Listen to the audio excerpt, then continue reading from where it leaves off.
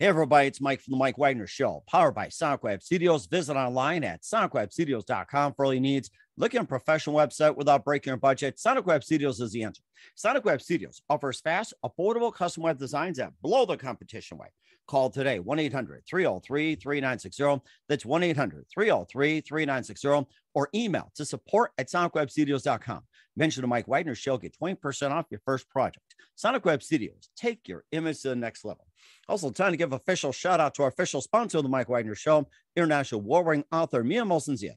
If you love fast-paced mysteries, you'll love Missing by Mia Molson-Zia, available on Amazon in paperback and ebook. Missing is fast-paced and intriguing with an unforgettable twist. Takes place in 4 countries, 2 strangers, 1 target, where truth is illusion and those you love will be the first go missing. It's available on Amazon in paperback and ebook. Missing by Mia Molson-Zia has garnered great reviews and even loved and endorsed by Howard celebrities, including Joanna Cassidy, Forbes Riley, and many others. So grab your copy today before it goes missing by Mia Molson-Zia, available on Amazon. Also, check out the Mike Wagner Show at themikewagnershow.com on over 30 podcast platforms, including Facebook, SoundCloud, Spreaker, Spotify, and iHeartRadio.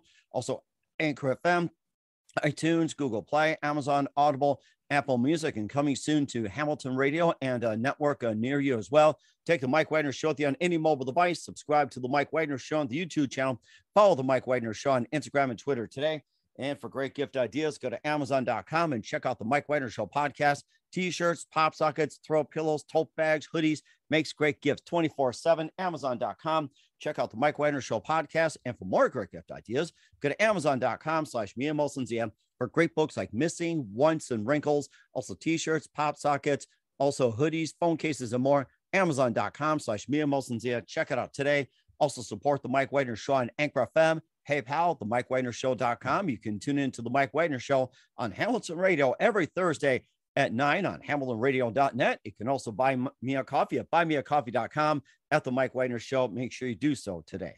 We're here with a terrific gentleman who's an artist, a painter, and of course, he's from the Huddersfield, West Yorkshire area. And he's also a well-known bodybuilder. He's also into wrestling, music, youth work, and currently an artist as well. We'll talk about that. And he was diagnosed with colitis and later got inspired by art from watching Bob Ross, and one of my favorites, and worked as an illustrator in 2011 for Cindy Freeland, Anna Renault, and more. Traveled in the U.S. in 2012 and tell us about his stories and his ventures in that. He's an author of a brand new book, which provides self-help for teens, adults, and going through various battles in life called The Battles We All Face in Times of Uncertainty. It's a battle we do face. Live, ladies and gentlemen, from the Plus Studios in beautiful downtown England, the amazingly multi-talented artist, painter, bodybuilder, and the author of his brand new book, John Morris. John, good morning, good afternoon, good evening. Thanks for joining us today.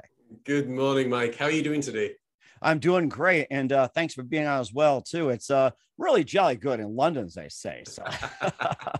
Well, I'm a little bit north currently. We're actually up here in Scotland, where it is really, really sunny. The spring is actually I've been in Scotland. Yeah, my folks went to Scotland, and it was just beautiful over there, I'll tell you. The amazing thing is, as I talk to more people around the world, I find these connections that someone had a great auntie that lived there, or someone's got connections from Scotland, or, they ask me, do you know this person? And it's like, there's however many millions of people in Scotland, I don't know all of all of them. But it's tremendous to find all these different connections as we're going about, doing the shows and things. So it's brilliant. It does. And also social media helps as well, too. It feels like we're neighbors as well, too. And of course, maybe 6 feet, but feels like I'm talking face to face, although on the other sides of the ponds, they say. So that's just a beautiful thing. So you're an artist, painter, and you're also from Huddersfield, West Yorkshire. And you also enjoy bodybuilding, wrestling, and also music, youth work, and you're currently an artist as well. You got a brand new book, The Battles We All Face, Hopes in Times of Uncertainty, to provide inspiration, hope for teens, adults, and provide self-help for going through various battles in life. And of course, we got a lot of battles as well, too. And you went some yourself and how to overcome. We'll talk about that. And before we get into all that, John, tell us how you first got started. With which bit? Go to the Wayback Machine, Doctor. Wayback Machine, the good doctor. I think in terms of, I nowadays would consider and class myself as an entrepreneur. By definition, an entrepreneur is somebody who finds or sees issues going on in their day-to-day life, and they find solutions for them. For me, honestly, I think I always knew that I was never going to be conventional. I was never going to be a 9 to 5 guy. Not that there's anything wrong with that. But for me, it was just, I don't know, it just didn't fit. I was too creative, didn't fit in the molds, and however you want to phrase it. And I truly believe probably at the age of 12 or 13, when I started lifting weights as a result of a back injury, I just took to it like a duck to water. And, I'd gone through my childhood loving wrestling and being passionate about that. By my teenage years, I was still in love with wrestling, but now I was seeing it as, how can I develop, my body? How can I develop myself? And that really took off. I guess you would say I have quite a highly addictive personality, and certainly used to. Nowadays, it's very, very different after spiritual changes that happened in 2021, I believe it was. But, at that time, it was a case of, if I was doing something and I loved it, I was going to do it to the max. And I began training, weightlifting 3 times a day, 7 days a week, did it solid, rain, sleet, shine, work, you name it. And just really found what I loved. And I suppose it started then to develop, a little bit more the trophies that are sitting before me with regards to bodybuilding. When my dad was working with a security guard and basically said, look, my son's really into his weightlifting. He could do really, really well if someone was there to guide him. Craig Miller took me under his wing and Bob Edmondson, and they trained me and said, look, you're training more as a power lifter rather than, as I had originally thought, oh, this would be a good idea to train for the Olympics. And if you've seen the Olympics, I believe last year or the year before, you see the weight that those guys are lifting. It is phenomenal. I didn't have the body weight or natural size to be able to do that, but they said you do have the shredded kind of metabolism to get into bodybuilding. So I thought, gee, that's a good idea. So I got into that and thoroughly loved it. And I began, I think, competing when I was maybe 17, 18 years old. By the time I was 19, again, we talked about it a little bit before the show. You alluded to it at the beginning of the show. My body was diagnosed with colitis, and I was basically told, look, you need to stop doing this because it's going to kill you. So by the time I was like 19, 20 years old, I had become one of the top in Britain for the Natural Physique Association, which means no steroids, clean living, all that kind of stuff. And by the time I was 19, I had to retire from bodybuilding and then kind of figure out what I was going to do next. And that's when all these different doors, started to open. And, as we talked about off air, I tend to find that you can fail in life doing what you hate. So you might as well take a chance doing something you love. And for me, it was like, I love art. Okay. I love painting. Bob Ross massively inspired me when I was 16, 17 years old. And really from that day, that was my bread and butter. I did work for other organizations while I was building up my businesses and learning how the heck to do this thing before Facebook came about, before Instagram, before any of these things. I remember them. I'm of that age. But it was, it was then developing it, and it starts to become a reality. You start working toward it. And now, over the last couple of years, really, that's where things have really taken that turn and developed into something a lot more, which has been terrific. So that's really it, I suppose, in a condensed nutshell. Mm-hmm. You also talked about artists as well, too, and getting into art. Who are some of your favorite artists growing up? Some of probably my favorite artists, I would say probably currently, because I'm much more aware now of older artists than I was back then. But back then you had guys like Thomas Kincaid and Bob Ross and Chuck, I've forgotten the guy's name. The guy called Chuck, who did very similar work to Chuck Pinson. That's what it is. Very similar work to Thomas Kincaid. Nowadays, it's people like Da Vinci. It's people like Monet. A lot of traditional artists, as I adopt more of a historical, study and teaching as well, with upcoming books and things. But yeah, each one and the stories behind the artwork was simply incredible. It's always the stories that really captivated me. And then I tend to find out more about the artist, and I'm like, ooh, that's interesting. That's really interesting. But it's often more about the stories of the person that connects with me more than anything. Mm-hmm. That's rather interesting. And I see our piece of artwork. It looks like a bird with multicolored wings. You can describe that. That is really cool.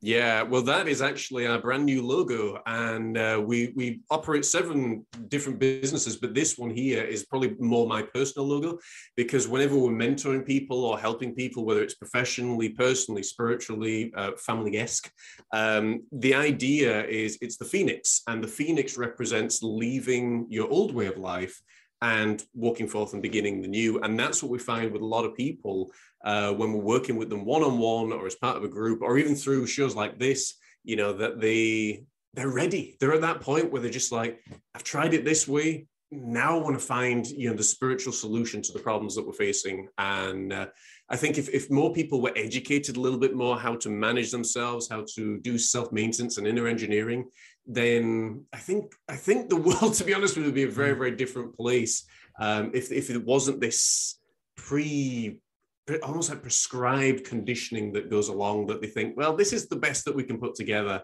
It's like, it's not because it hasn't always been. So absolutely. Mm-hmm. That's rather fascinating as well, too. You went through some battles yourself. You also became a mentor as well, too, and also subscribing the book, The Battles We All Face Here in Times of Uncertainty. Hope in Time of Uncertainty we'll talk about in just 1 minute. But first, listen to The Mike Widener Show at themikewidnershow.com, powered by Sonic Web Studios. Visit online at sonicwebstudios.com for all your needs. Look at a professional website without breaking your budget. Sonic Web Studios is the answer. Sonic Web Studios offers fast, affordable custom web designs at below the competition rate.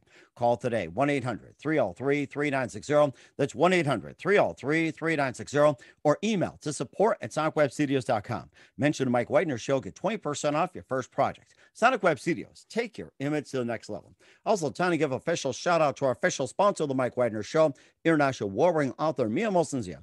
If you love fast-paced mysteries, you'll love Missing by Mia Molson-Zia, available on Amazon in paperback and ebook. Missing is fast-paced and intriguing with an unforgettable twist. Takes place in 4 countries, 2 strangers, 1 target, where truth is an illusion and those you love will be the first go missing.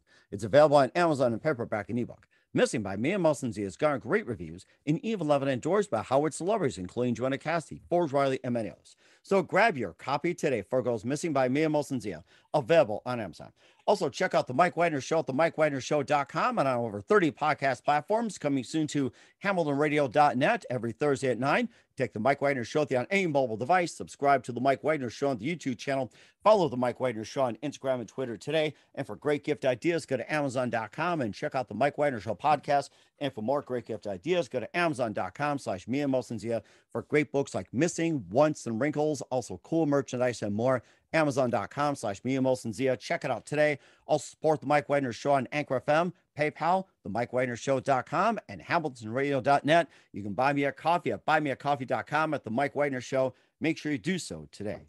We're here with a terrific gentleman. He's more of the modern-day Renaissance man. Subscribe to The Mike Widener Show. He's an artist, he's a painter, and he's also a mentor. And he also a bodybuilder, loves music, and does a lot of things. And we cover the artist aspect, which transcribes into the book, The Battles We All Face, Hopes in Time of Uncertainty. And before we talk about the book, and I love that artwork as well, too, you faced some battles as well, too. And, tell us about some of the battles you went through and how you overcame them. Some of the battles, honestly, that I faced was not that undifferent or unsimilar than or dissimilar from what a lot of people go through. So like we talked about earlier on, that the highly addictive personality. I grew up in a normal, environment. Certainly appeared to me at that time. We weren't flash. We weren't, financially secure by any means. There was a lot of uncertainty, but for me, inside really battled with, my own sense of identity. And it's really interesting because this is obviously something that people are battling all the time now, and especially today. And, battle depression, battle colitis, battle, the mind, battle all these different things that are going on, battle health issues left, right, and center. And now looking back, I'm now 34. It was my birthday last Sunday. Oh, happy birthday. Thank you. That was part of the reason I think that we rescheduled for today, which is brilliant. It was also my anniversary on Monday as well. So, oh, happy anniversary then. This works perfect. It does. It's absolutely brilliant. But the thing that I'm learning now, and in many ways, I don't consider myself a teacher. I don't consider myself a coach or a guru. And the reason being is because so many, really well-meaning self-help gurus and everything, and spiritual teachers specifically, they have really wrecked for a lot of people the spiritual world and the spiritual development. And when you actually realize that you are not your gender identity, you are not your illness, you are not your profession, but that you are so much more than that, that you are a divine being having a temporary human experience, all of a sudden you stop worrying about all the garbage a lot of the time that's thrown from society, that's thrown from the media. And that was something that I had to go through, honestly, to be able to talk about it. I went through, the times of medical addiction. I went through the times of alcohol. I went through, a lot of those different things because I never felt like I could be me. It was like I never, because I didn't know who I was. And that was the thing. Because anywhere that you go, whether it be a church, whether it be a business, whether it be family or whatever, they've all got their ideologies of who they think you should be. My dad thought I should be a bowler or a snooker player or or whatever. My mum thought I should be a nice guy that just went to work, got married, had kids, retired, died. And, boy, ain't that the truth.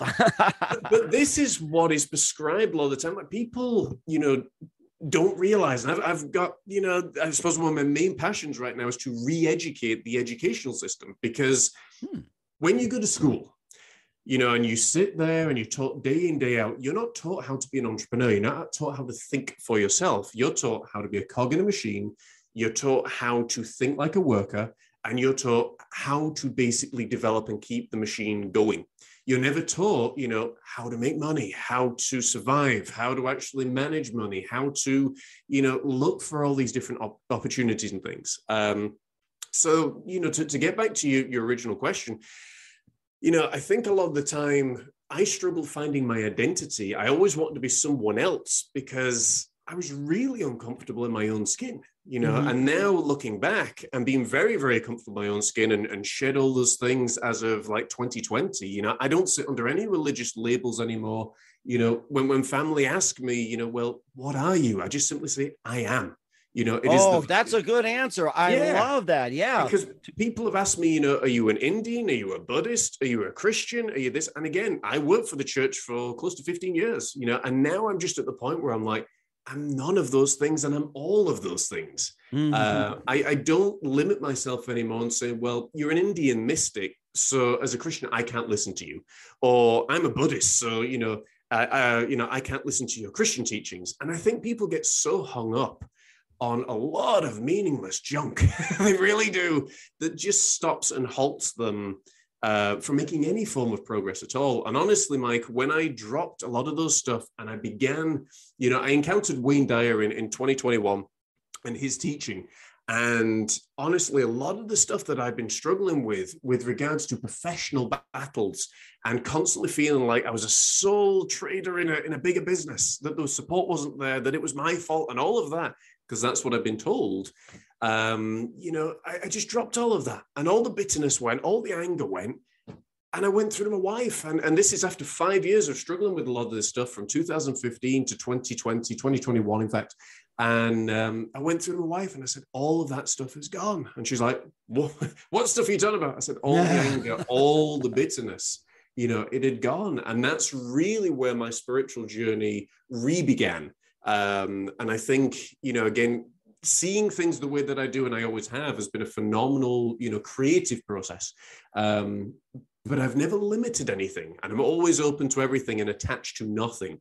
So it means then that, again, I'm free to listen to and just absorb, whoever is presented before me. So those were certainly some of the battles. And do you think social media is also causing an aggravation in a labeling, or are they more encouraging it? I would definitely say that social media, and it's sort of like that double-pronged sword, because as we know, it can be phenomenal for business, but it can also be the death of a soul, in metaphorically speaking. I think oftentimes that social media is really causing a lot of these things because, again, it's the whole idea of labeling. And I'm not a big fan of labels, because when you label someone, you actually strip away any identity and you put, mental health issues or gender identity issues or whatever onto that person. And that's who, from that point forward, they say, that's my identity. That's who I am. So, for me, the crazy thing is I built up, so many social media platforms over the years, websites on Facebook and social media everywhere. And now I just find myself, I'm maybe on it 3 days a week. And, for Friday to Monday, I'm usually offline completely. And which drives actually some of our team members crazy because they can't get in touch with me. But I'm usually offline and I just sit and I write because I find that it really does play havoc with a person's anxiety level.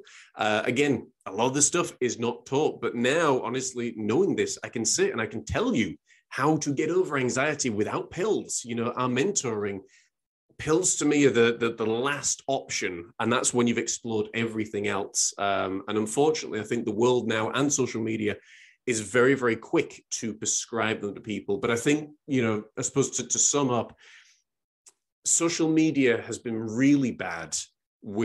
Again, is there a good or a bad? They just have been.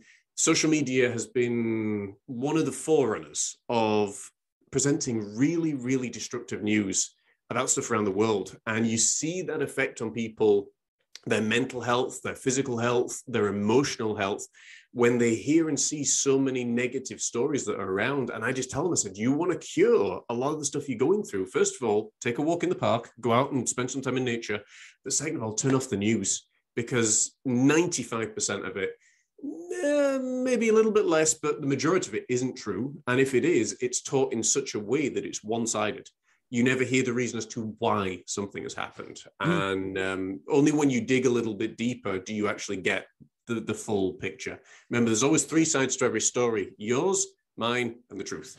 That's what I was going to say as well too, that I was taught back in the day. It's like you always listen to both sides of stories, and then you formed your opinion. That's when seems to be lacking, because you had the big 3 networks: ABC, CBS, and NBC. And of course you had the BBC from where you're at. You had one presenter, a talking head, and this is like this is how it is. You never had this split like with Fox, CNN, and everything else, and you just have all that. Of course, that's a battle that's also going on. It's like what is truth, and how do people perceive truth? That seems to be another battle. It's like, what is truth and what is the so-called fake news thing? Well, going a little bit further, there were 2 points. Firstly, truth is only truth in the moment, until, your truth is basically truth until you find more information out.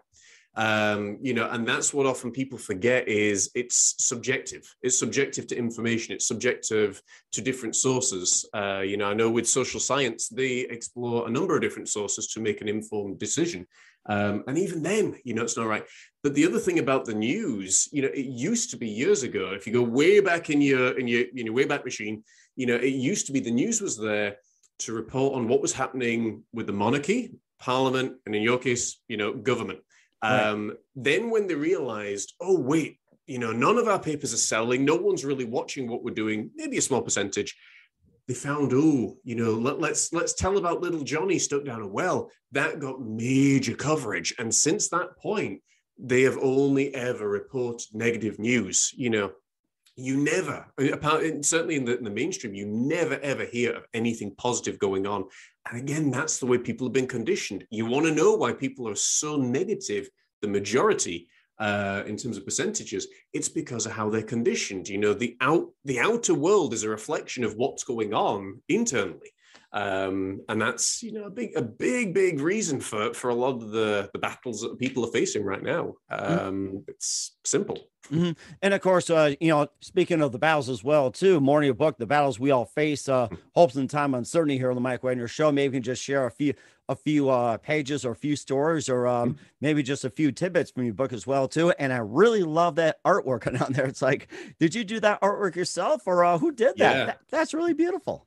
Everything we do, everything you see, publicly, has all been done here in-house. And part of the reason was because nobody can understand the vision quite like the creator. So I sat there and I knew, and from experience, I was like, well, if we want to do this with websites, I'm going to need to build it myself. If I want to do this with books, I'm going to need to do this myself. So I did, and that where I'm on this side, that was all part of, wanting to stand out, wanting to be different. You go onto the inside cover and it's a very, very different looking book. It is more medieval in terms of its presentation, everything, because again, you get a lot of self-help books that are black and white. They say the same thing, usually parroting similar authors, and you can almost spot them. You can say, well, that was by Earl Nightingale, that was by Wayne Dyer, that was by Andrew Carnegie. Yes. And it just goes on and on and on. So with mine, it was quite honestly really different because this is pre-spiritual change. This is 2020 when this came out. And we do, we look at things like anxiety, we look at things like letting go, overcoming trauma, how to build, a life that you truly desire. What happens, when you've had all of your stuff taken away from you. And folks, I can honestly tell you, you might think, well, that's just that there is a lot to cover. And you've got 40 different chapters on this stuff, but each chapter is pretty much a page. Because you'll find this with me that my main thing is to get to the root of the issue as quickly as possible. This is almost like, I guess you would say, a modern day devotional. And I'll give you a prime example. Anxiety. A lot of authors want to write a 450-page book on anxiety. Write this down, folks. This is what anxiety is. And they're anxious themselves. Yeah, well, this is it. They want to write a 400-page book because they think that people need 400 pages to really get this. And I'm going to give it to you in literally 30 seconds. Anxiety is a fear of the past, fear of the future, what could be or what has been. That is what anxiety is. And it's the same with irrational behavior. And that's really what you got to work out. So once you realize that, oh, wait, anxiety is not something that we are born with. Now, again, I'm a psychologist in training. This is another area that, I look at specifically. I examine the brain. I can tell you how it works, what it does, and why you do what you do. I love that stuff. But anxiety is not something we're born with. It is something that you may have an anxiety strand in your DNA, but it actually comes as a result of a traumatic event or something where you allowed your emotions to get away from you. All we ever suffer in our lives is our memory and is our emotion. Everything that you experience, whether it's love, whether it's hate, whether it's peace, whether it's joy, on the external, you feel internally. You can't feel it anywhere else. So once you break this down, and like I say, anxiety literally is described in plain text in one page. And I can explain to you, in ways that you sit there and think, okay, so once we've defined it, then I go on in the chapter to basically say, look, some people have rational fears. Now that could be, for example, going out and there's a really, really busy street. Some people are social anxiety sufferers. Sometimes it's going into work, that can cause major anxiety. Mm-hmm. Other times it's more irrational fears, such as getting beamed up by a UFO, getting, swallowed up by the earth. These are rational fears. Stepping out of bed and the whole floor collapsing. And this is what you've got to work out, is what you are facing, a rational fear or an irrational fear. And what it comes down to, your suffering is basically because you're allowing your mind. Again, this is where it comes from for inner engineering. If we had more time, I would go into more depth about this. But this is where your mind is running away with you. You are not in control. As one of the Buddhists said, there is nothing more dangerous than an unguarded thought.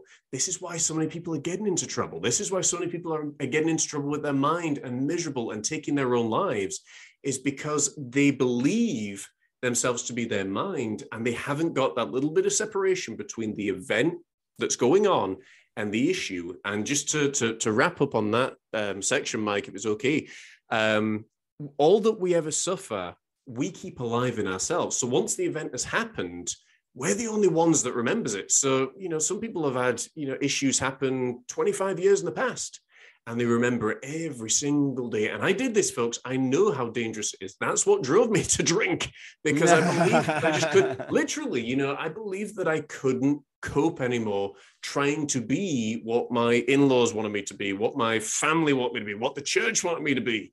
And then when you start to wake up a little bit and you also say, I can't control how they respond to me, but I can control myself.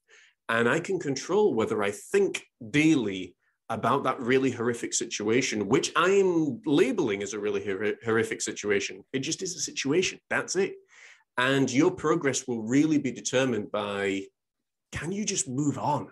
And that is often, done by your conditioning and what we do, obviously, with the Battles We All Face brand. So now, is that part about moving on also explain the book as well too? And if so, how do you help people move on as well? There's all the self-help books. They give you like 50 million ways, and maybe your version of it, and you can do it in 30 seconds or less. It's okay. Or if you want to do it maybe in few, it's okay too. So see, a lot of people, I mean, it depends on the person. Some people like to, drag it out forever. Me personally, if you've only got 130 years, 120 years max, I don't want to be wasting time, because if you enjoy your life, it's never long enough. It's only the people who are miserable that have a really long life. So in terms of moving on, it's often as simple as that.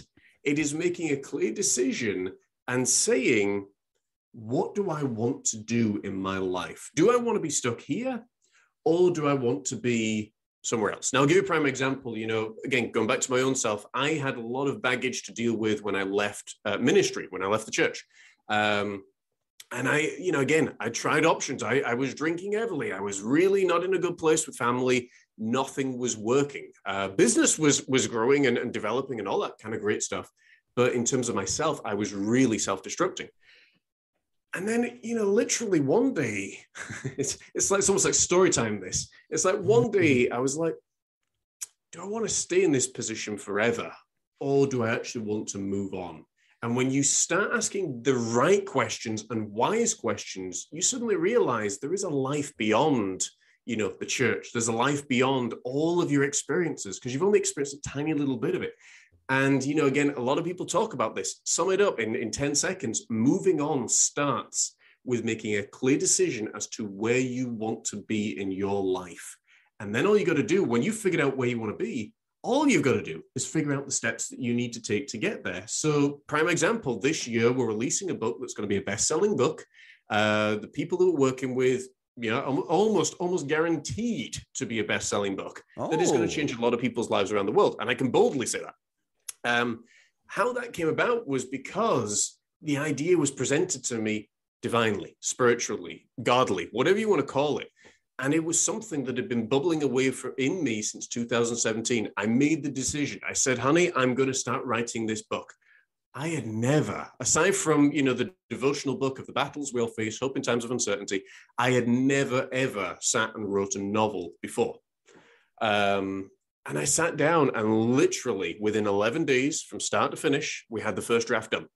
Wow. 11 days? That's got to be a record. Wow. Yeah, 11 days. And it was all, talk about divine. And this is what I mean. When you start to actually do your own inner engineering, you start to go within rather than looking at, for solutions externally, which is where so many people look at, the solutions.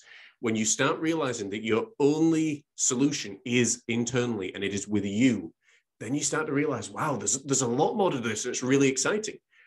Fast forward, nearly 12 months. The book is going to be released November 17th, all being well. It is our intention.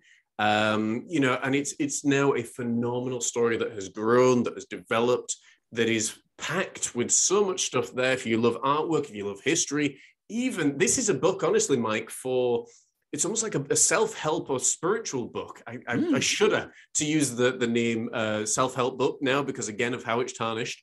But self-help spiritual book for folks who would never, ever pick up a book like that. They're probably the ones that need it the most. So rather than, well, you guys come to me, I am the Almighty, I'm saying, no, I'm coming to you because you need to know, these things in your own mind. And like I say, letting go and moving on, is often as simple as making a decision. Don't get caught up in the emotion of it. That's where it can become dangerous. Yeah. Mm-hmm. And that's a really good summary of what you did as well, too. And in the meantime, where can we find the book, The Battles We All Face, Hope in Times of Uncertainty at? You can find it on Amazon, and it is available on ebook. It is available in paperback, and brand new, it is available in hardback as well. And you can also get it at thejohnmorris.co.uk, where you can also download, purchase, all that good stuff, the audio version, and I personally narrate the audio version. So you're going to get some tidbits on there that you will not find anywhere else. And it's I think it's about 2 hours, 2.5 hours. And it is literally like having me as your personal mentor for that period of time.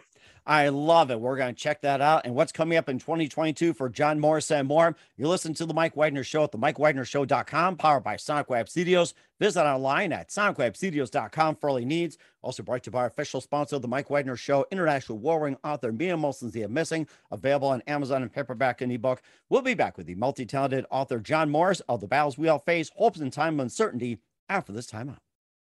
We're back with author John Morris of The Battles We All Face, Hopes in Time of Uncertainty, also artist, painter, bodybuilder, and more here on The Mike Wagner Show. A lot of great quality time with you, a lot of productivity, and feel very productive. And, speaking of productivity and moving out, what else can we expect from you in 2022 and beyond, John? 2022, really, really excited, as we've talked about a little bit, and I suppose I'm prepared actually to give a sneak release. Actually, I think it's the first time that we've talked about it, and what better platform to do it on, obviously, than on your show, Mike. We've got the release of my brand new novel series. It's coming out in November. It is called Art Through the Ages. And like I say, folks, if you love history and the real history of how it would, you look at these programs and you think, gosh, I would really, really like to have gone there. This book literally will take you there. It'll be available in paperback, audio, ebook. It is going to be a phenomenal, phenomenal thing. Also, there is artwork in there that you will see nowhere else, and has been specifically done for this book and for this series. And this is one of a big series, I got to be honest with you. And it's really, really exciting. A lot of my energies are going into that daily, and just really, really excited. So folks, if you're a fan of, like I said, of history, of art, of, the self-help and just being in that place, you're going to love this book. It is almost like Jane Austen meets Doctor Who, Sherlock Holmes meets, I suppose modern Sherlock Holmes, and Charlotte Bronte, meets, whoever else. But it's a phenomenal trip back into the past, and it's going to be very, very different. That's all I can say. And the artwork for that, again, I've done myself. It is a phenomenal, phenomenal story that is very easy to follow, and it's aimed at, I would say, probably older teenagers and adults as well. But it's going to be really, really exciting, and I think this is going to be. I honestly believe this is the biggest reason why I'm here on Earth.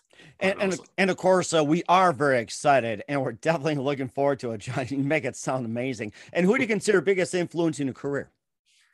Oh boy. Did I stump you on that one? Yeah, I mean, that's a hard one. I've got to say, in terms of, spiritual transformation that, like I say, I went through in 2021, the first one that springs to mind is Wayne Dyer. Other people there, Earl Nightingale and Sadhguru, Jesus Christ, the Buddha, a lot of spiritual teachers. But also you have people like Henry James and Charlotte Bronte and Jane Austen.